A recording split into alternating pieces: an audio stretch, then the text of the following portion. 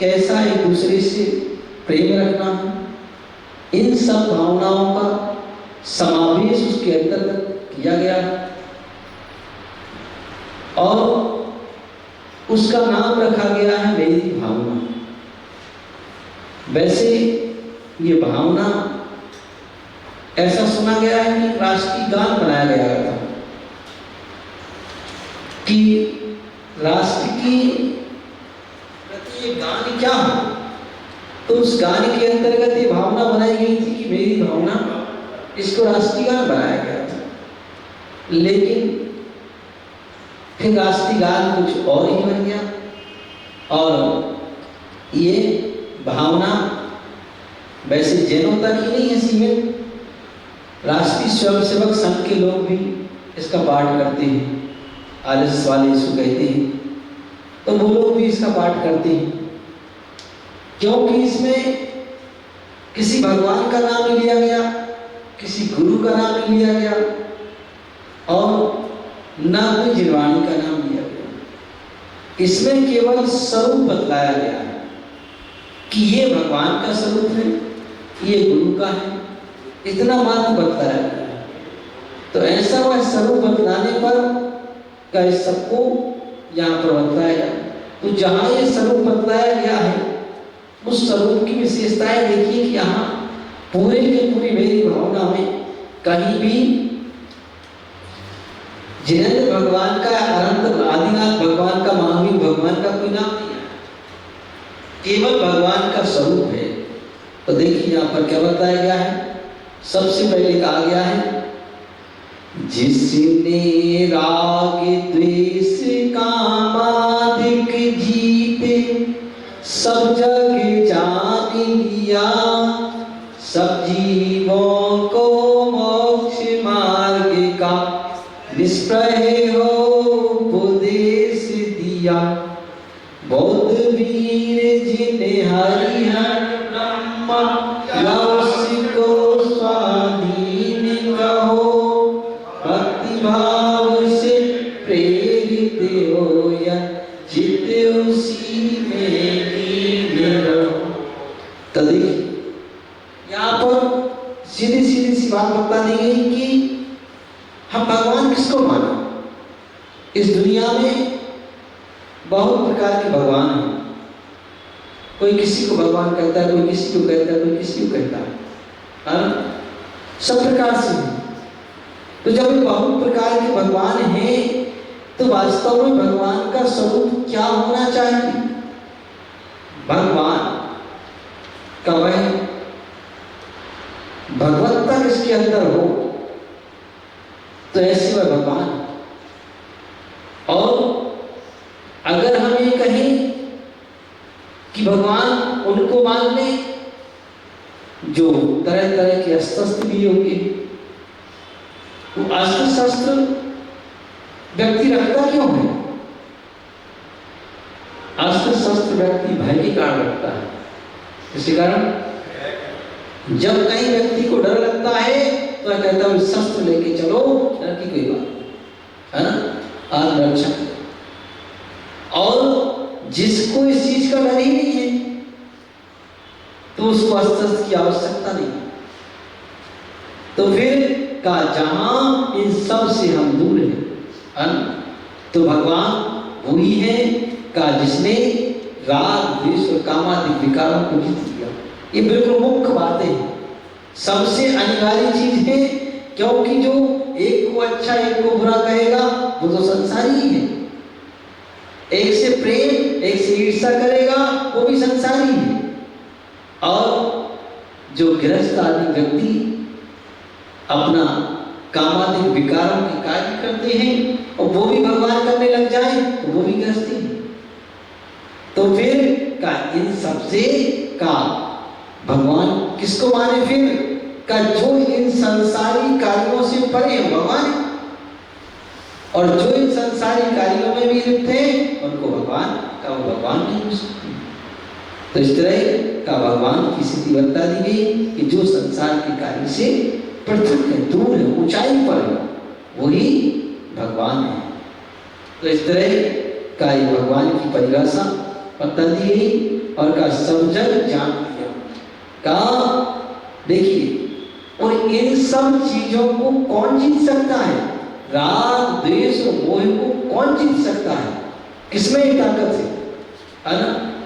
कहा कि उनको जीतने की ताकत का और भगवान महावीर स्वामी में ही होती है ना? कहा कि जिनके अंदर से राग द्वेष और मोह निकल गया है, फिर उनको इस संसार में रहने की जरूरत नहीं।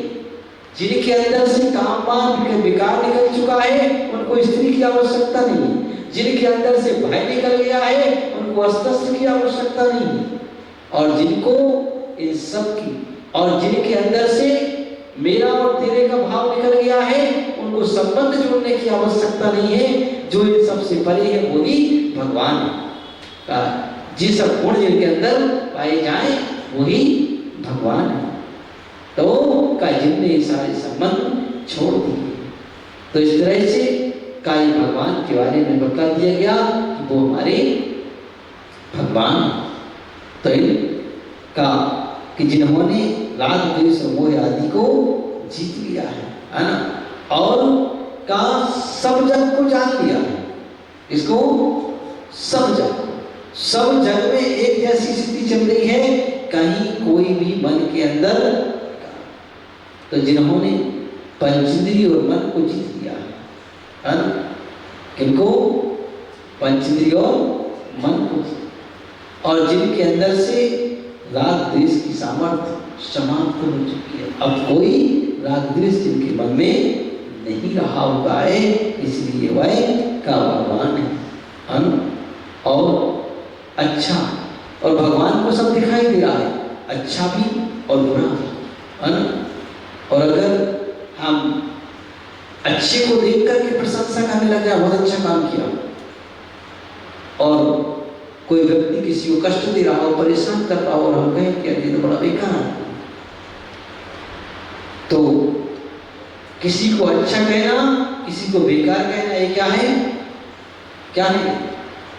इसी का नाम तो राग द्वेष है। भाई तुमने अच्छा काम करके दिखाया, हमने शाबाशी दे दी, पीठ ठोक दी, इसका नाम तुमसे उस अच्छे कार्य से हमें अनुराग हो गया। और किसी ने किसी को कष्ट दिया, तो उस कष्ट देने पर उस बुरे कार्य से का उनको का ईर्षा भाव हो गया, ईर्षा भाव। तो इस तरह का राग और द्वेष से जो रहित अवस्था है, ईर्षा भाव आदि से रहित अवस्था है ना? तो इन सबसे परे अवस्था कोई हमें प्राप्त करना है। तो देखिए सब अब यहाँ ये बताया है। तो कहा कि भगवान अपने स्थान पर शांत बैठते हैं, उन्हीं का नाम भगवान है। एक बार क्या होगा, एक व्यक्ति भगवान के पास पहुंच गया,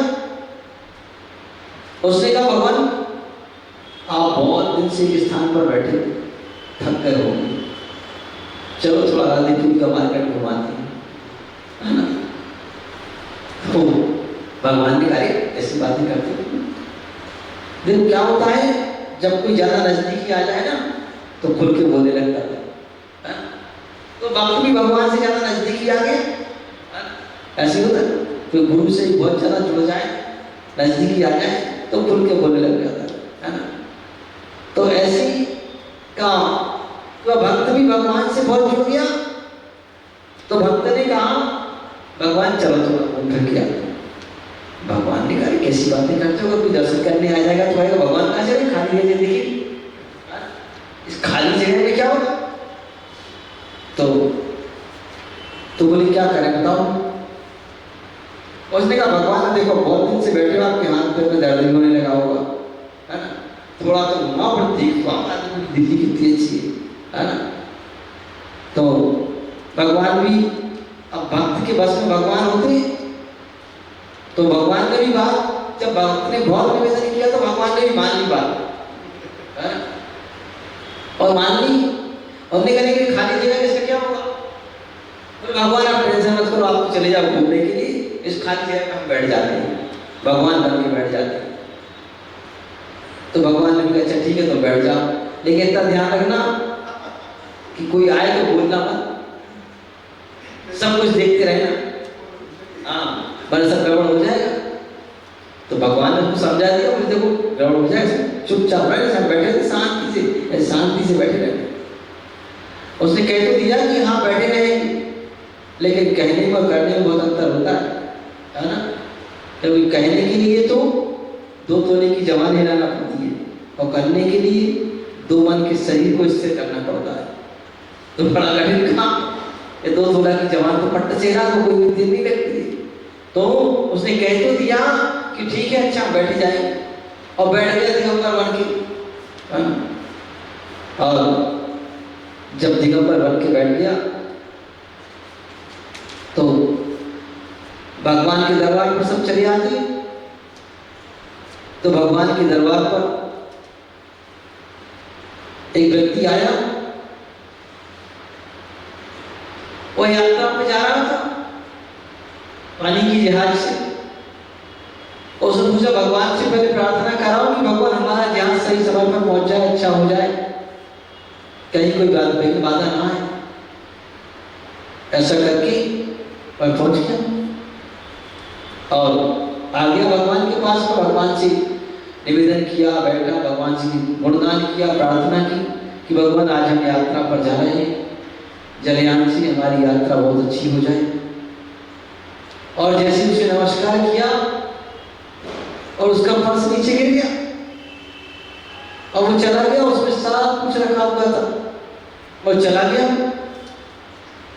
इतने में एक व्यक्ति बड़ा परेशान था, आफत का मारा था, कोई भगवान के दरबार पर आया, बोले प्रभु हमारी भी थोड़ी सुन लो, कृपा कर दो, बड़े परेशान हैं, कुछ तो हो जाए, आपके दरबार में आए।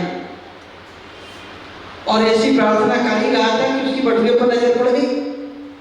उसने देखा आज तो काम बन गया, भगवान को अति शीघ्रता से सुन ली, प्रार्थना की और तुरंत ही दे दिया। और उसने चल लिया। इतने में एक तीसरा व्यक्ति और आ गया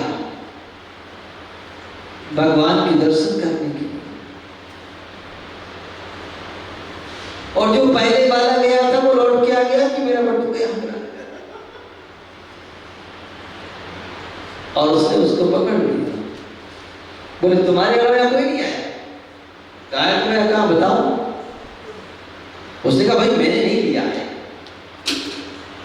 बोले नहीं तुम्हें बताना पड़ेगा, चलो बोले पुलिस में ले चलते तुम्हें। तो जो भगवान बन के बैठे थे बनावटी, उन्होंने कहा कि देखो यार निर्दोष व्यक्ति फंस रहा है। क्या हो रहा है? निर्दोष व्यक्ति फंस रहा है, ये काम ठीक नहीं है। तो भगवान बने तो भगवान बोल पड़े, तो इसने नहीं बुलाया और दूसरा नहीं गया। तो जो आया था उसने कहा भगवान ने कहा तो सच बात है, अब कहां से गलत हो सकती है? तो उसको छोड़ दिया, वो तीसरे को पकड़ लिया और उसको पकड़ तो लिया, बटुआ भी मिल गया, यान पर वो चला गया, सब कुछ हो गया। इतने में घूम फिर करके भगवान लौट करके आए और भगवान ने पूछा कि भाई सब कुछ ठीक तो रहा, कोई गड़बड़ तो नहीं किया तुमने? और उसने कहा गड़बड़ तो हमने कुछ नहीं किया, एक अच्छा काम जरूर किया। हाँ बोले बताओ क्या अच्छा किया तुमने? बोले हमने अच्छा किया कि एक चोर चोरी करके ले गया था दूसरे का पैसा, उसका सही आदमी को दिलवा दिया वापस। भगवान ने कहा तुमने सब गड़बड़ कर दिया, तो तुमने सब गड़बड़। बोले भगवान हमने जिसका जो था उसको दिला दिया, उसमें क्या गड़बड़ हो गया? बोले तुम छोटी सोच के व्यक्ति हो, बस यहीं तक सीमित रहे ना। समस्या तो ये है दूरदर्शिता को लेकर के नहीं सोचा, इसलिए मामला गड़बड़ हो गया। बोले क्या हो गया? तो चूंकि भगवान तो केवल ज्ञानी है, सब जानने वाले हैं, तो उन्होंने कहा क्या हो गया बताओ। उसने भगवान से पूछा, भगवान क्या हो गया बता दो आप। अरे भाई, बोले तुमने सब गड़बड़ कर दिया। बोले गड़बड़ ही कर दिया कि जिस यान में उसे जाना है वो यान को टकराने वाला था, और अब वो चला गया, उसकी मृत्यु हो जाए। और अगर वो उस बटुए के कारण ना जा पाता तो उसकी मृत्यु रुक जाती। तो हमने देखा कि हमने दूसरे के साथ अच्छा कर दिया, लेकिन हम तो बुरा गया। हाँ, तो कहा भाई भगवान त्रिकालदर्शी होते हैं, सब कुछ जानते हैं, और का जिसके साथ जिस समय जो जैसा होना है भगवान सब जानते हैं। और ये भी जानते हैं कि जिस व्यक्ति ने जो जैसा कर्म अनुभव में किया है उसका फल तो उसे मिलना ही है, वो कहीं दूर नहीं जा सकता है। जब नहीं जा सकता है तो फिर उसके लिए का उससे बचना पड़ता है, दूर हटना पड़ता है। तो इस तरह का ये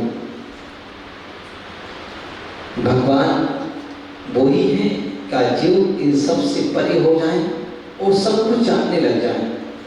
जो व्यक्ति सब कुछ जानने लग जाता है, क्या कहा, सब जीवों को का सब जग को जान लिया, का जिन्होंने सब जग को जान लिया है उसके अंदर कभी राग द्वेष नहीं हो सकता, क्योंकि वह उसकी वर्तमान पर्याय को भी जानता है, भावी पर्याय को भी जानता है, भूत पर्याय को भी जानता है। वह जानता है कि तुमने तो किया था ऐसा, इसलिए आज भोग रहे हो, गलती कहाँ दूसरे की है, तो वैसा। और ये भी निश्चित है कि कर्म सिद्धांत के अनुसार कभी भी दूसरे का कर्म दूसरे को नहीं मिलता है। स्वयं ने किया है कर्म तो उसका फल स्वयं को ही प्राप्त होता है, दूसरे को नहीं होता है। ऐसा करके का सब जीवों को मोक्ष मार्ग का निष्पय उपदेश का भगवान वो ही है जो निष्पय होकर के उपदेश दे। उनको कोई लाभ लगाओ नहीं, क्योंकि राग द्वेष कोई दूर हो गया है। अब उनकी किसी प्रकार की स्पष्टता मतलब अपेक्षाएं समाप्त हो चुकी, किसी प्रकार का कुछ भी नहीं रहा। तो जहां जिनके अंदर सब कुछ दूर हो चुका है ना, तो उन्होंने क्या किया है, निष्प्रय हो का उपदेश दिया। किसका उपदेश दिया? मोक्ष मार्ग का उपदेश दिया। किसका उपदेश दिया? मोक्ष मार्ग। बस भगवान केवल एक मोक्ष मार्ग का उपदेश देते हैं, जो निर्दोष मार्ग ये है, इसको अपनाओ। तो मोक्ष मार्ग क्या है? मोक्ष क्या है और मोक्ष का मार्ग क्या है?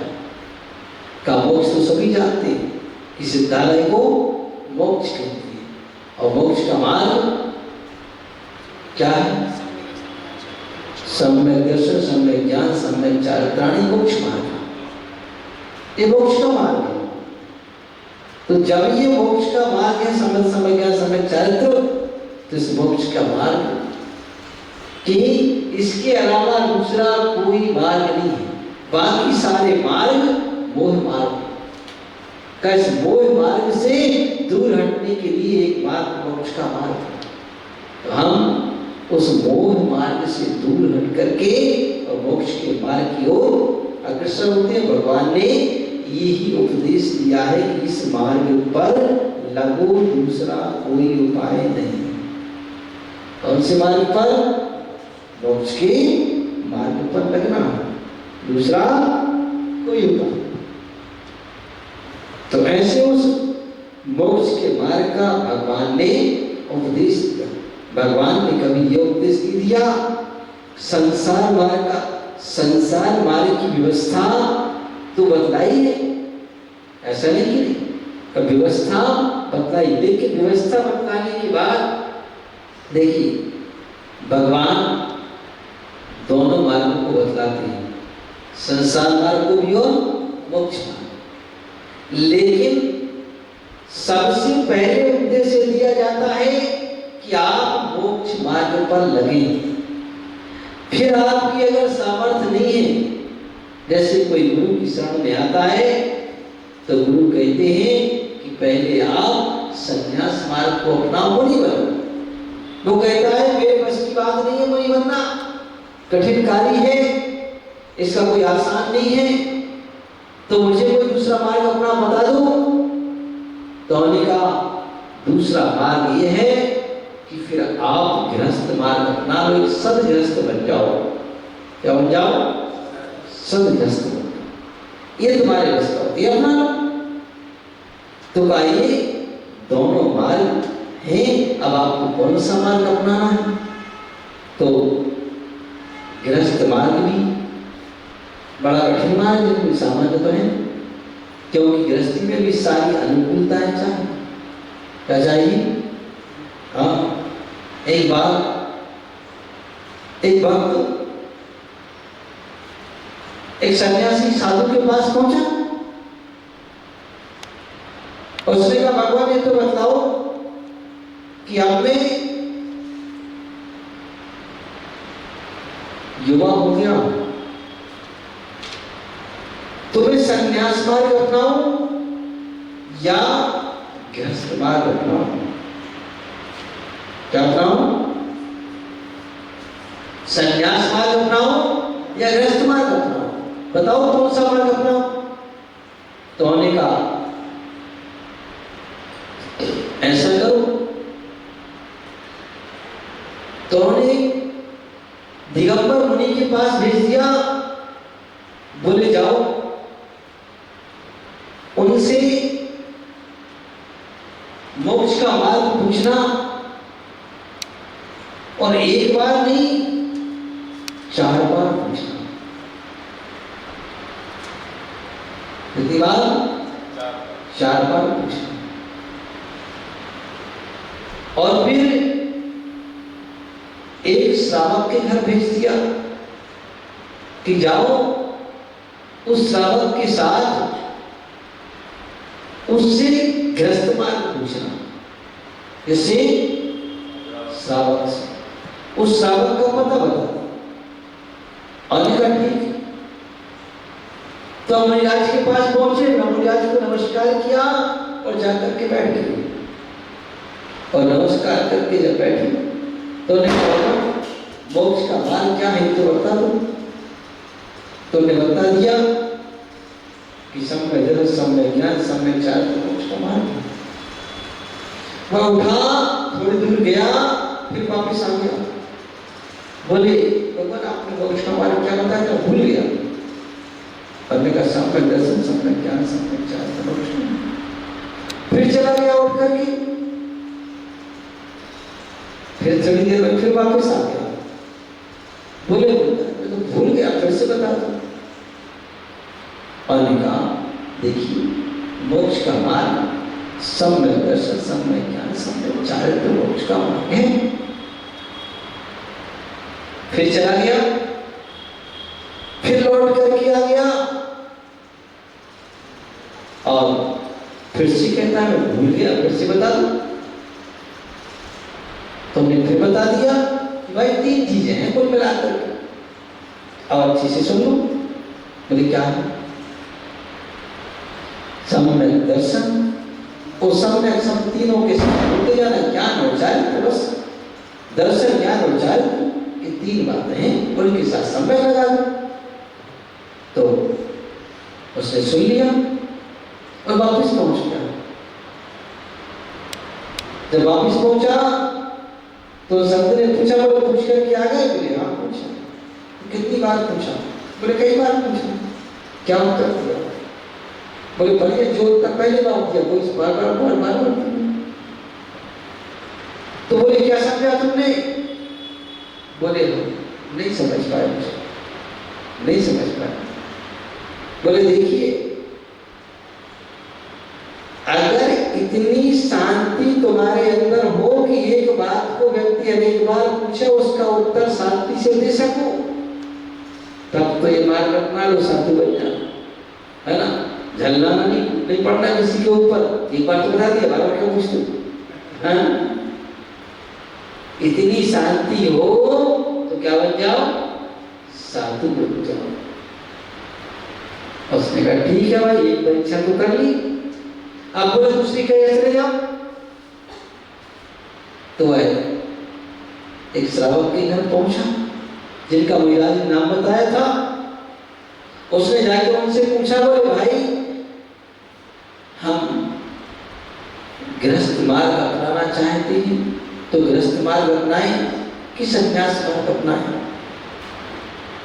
तो वह धूप में बैठ करके और अनाज साफ कर रहा था श्रावक।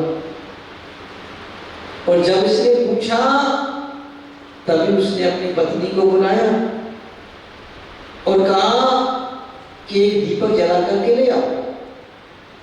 उसकी पत्नी गई, जाके एक दीपक जलाया और बड़ी धूप में कपड़ा उसके सामने रख दिया और चली गई।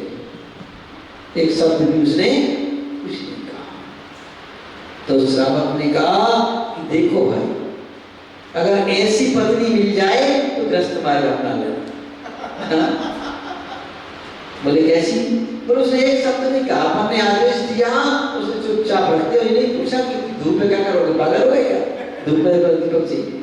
हाँ, कुछ नहीं पूछा, चुपचाप लाया। आपने कहा दीपक लाओ जी, रखा। मैं क्या करना, तुम जा, तुम्हारा काम जा, हमें क्या? तो ऐसी पत्नी तो ये अपना। और संन्यास मार्ग तुम्हें पता मालूम ही चल गया तुम्हें, इतनी धैर्य तुम्हारे अंदर हो तो संन्यास मार्ग अपना। तो इस तरह का दोनों मार्ग है। तो भगवान ने दोनों मार्गों का उपदेश दिया है। अब आपको कौन सा मार्ग अपनाना है, कौन सा अच्छा लगता है, आपकी सामर्थ्य किसकी है, वो कर लो। तो का भगवान राग द्वेष और मोह से परे होते हैं, उन्हीं का नाम भगवान है। निष्प्रय है, मतलब निष्प्रय का अर्थ मतलब बड़े निष्प्रय है, मतलब किसी चीज की चाह नहीं है, इच्छा नहीं है, अपेक्षा से परे। ये भगवान की विशेषताएं हुआ करती है। तो यहाँ पर भगवान की कितनी विशेषताएं बता दी गई? राग द्वेष काम से परे थे, समस्त संसार के सब जग को जान लिया है, संसार के सब जीवों को मोक्ष मार्ग का उपदेश दिया है, और समस्त संसार से निष्प्रय है, किसी से कोई अपेक्षा नहीं है। 5 बातें कितनी हुई? 5, ठीक है ना। तो उन्हीं का नाम, जिनके अंदर ये 5 गुण पाए जाए, वही भगवान है, ठीक है ना। चलिए, अब उनकी क्या क्या नाम है, इस बात को बना के जाने का प्रश्न हो चुका। बोले महावीर भगवान की। चलिए, जो